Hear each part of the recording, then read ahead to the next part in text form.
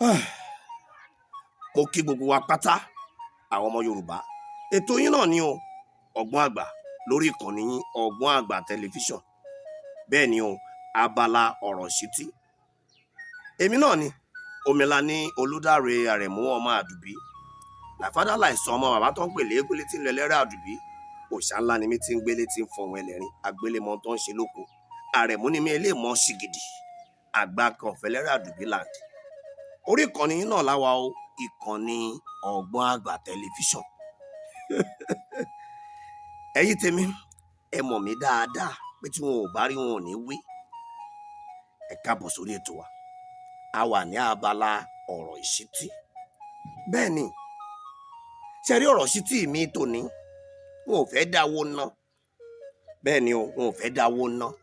Ọ̀rọ̀ tá a fẹ́ fi ṣíra wa létí, ọ̀rọ̀ tó ń lọ náà ni. Ọ̀rọ̀ tó ń jà ròyìn, òun ni o. Láàárín Alhaji Adébísí Táyé Currency àti Alhaji Wasiu Alabi Pasuma Gausu. Kí ni mo rí tí mo ṣe wò pé ẹja tó dára wa lẹ́kọ̀ọ́ díẹ̀? Kò sí nǹkan tí mo rí ju wípé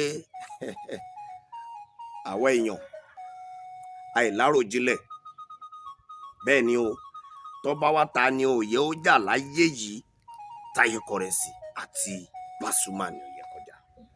Àmọ́ gbà tí mo wá lọ sínú àyọkà àwọn bàbá wa, tí mo lọ náà àkáíbà wọn, mo rí odù kan. Èyí mo wá rò pé ẹ jẹ́ mú odù yìí kí n má yọkà kan nú ẹ̀, kí n fi dá wa lẹ́kọ̀ọ́, kí n fi ṣí wa létí. Kí lodù ọ̀hún? Ògúndámásà.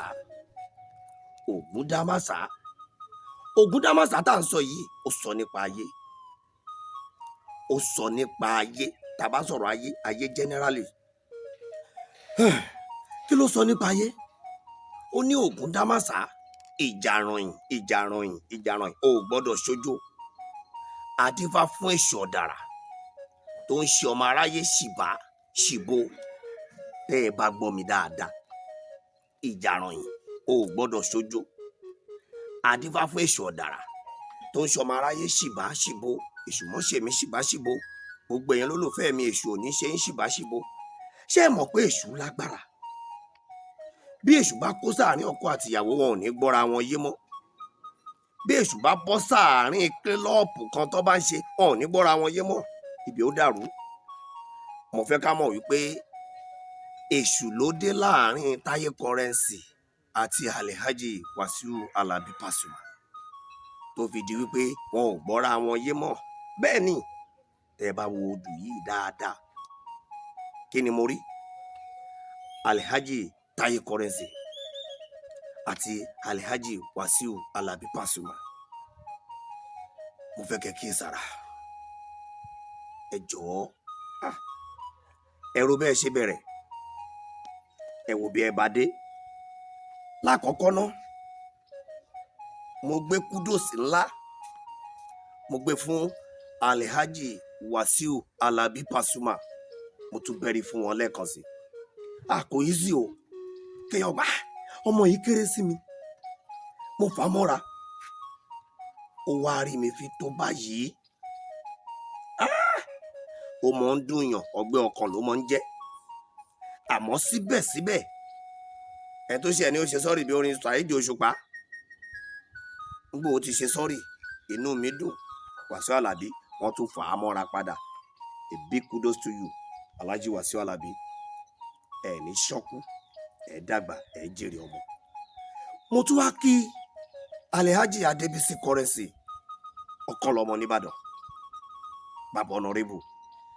Ẹni ìdí tí mo tún ṣe kí àwọn náà rèé, kò easy o. Bó tilẹ̀ pé sọ́rí lòyìnbó láìkì jù, káwa Yorùbá tó lè ṣe sọ́rí àmọ́ pẹ́. Bẹ́ẹ̀ ni, wọn ò wo báwọn tiẹ̀ ṣe tó gbà. Èmi náà náwó, Pàṣọ náà náwó, bẹ́ẹ̀mi náà láwùjọ olórin wọn ti ń gbọ́ mi. Currency owó yẹn rárá. Bẹ́ẹ̀ ni, ó dọ̀bálẹ̀ tán, ó ṣe sọ́rí fọ́gẹ́ ẹ̀, ó gbà fún bàbá ẹ̀, ó lóun gbà pé Pàṣọ ọ̀gá òun ni, bàbá òun ni, ẹ̀gbọ́n òun ni. Kí la tún fi ó ṣe? ó ṣe sọ́rí yìí. Mo tún wá dúpẹ́ lọ́wọ́ àwọn èèyàn jàǹkànjàǹkàn, àwọn mọ́jì ó bàjẹ́ tí wọ́n lọ bá Táyé Currency pé wo ó ti tó bẹ́ẹ̀ o, ó yá já lọ bẹ Pàsó, tí ò bá gbà ìjà wọn ó sì mọ́ lọ́rùn ìrànyìn náà ni. Mo dúpẹ́ lọ́wọ́ ẹ̀yin mọ́jì ó bàjẹ́, ilé àtọ̀nà tí náà ní bàjẹ́ torí pé ẹ fi ọmọlúwàbí ṣe. Mo tún wá fẹ́ràn ibi tí wọ́n ti lọ parí ìjà yìí, tí n bá gbà bóyá Káàbà náà ń pè, bóyá Húmúrà ni, ilé Olódùà, ilé Ọlọ́run náà ti lọ parí ìjà ọ̀hún. Èyí ò já sí pé èṣù yìí ò ṣe kíni, kò ráyè láàrin wọn mọ́. Èyí mo ní tó fi dá wa lẹ́kọ̀ọ́. Gbogbo àwa fáǹsì pátá Pàsó ti bẹ̀ yín o, ṣẹlẹ̀já dálé. Gbogbo àwa fáǹsì Currency ti bẹ̀ yín o, ẹ̀já dálé o. Ẹ jẹ́ kéèyàn lọ sódò kórè mú mi. Ó kọ́ mi ò yí padà. Omilani Olúdáre Àrẹ̀mú ọmọ Àdùbí, like father like son, ọmọ bàbá tó ń pè léegun létí ilẹ̀ lẹ́rẹ̀ Àdùbí. Òòṣà ńlá yín tí ń gbélé tí ń fọ̀hún ẹlẹ́rìn. Agbélémọ tó ń ṣe lóko. Àrẹ̀mú ni mí eléèmọ̀ ṣe gidi. Mo sọ yìí mo dúró ná. Ó tún dọjọ́ mi, ọjọ́ rí. Ẹ̀yin ní mo bá o, èmi lẹ́mọ̀ rí. Agbákan Ìfẹ́lẹ́rẹ̀ Àdùbí là ní kíyín. Ẹ ṣeun púpọ̀.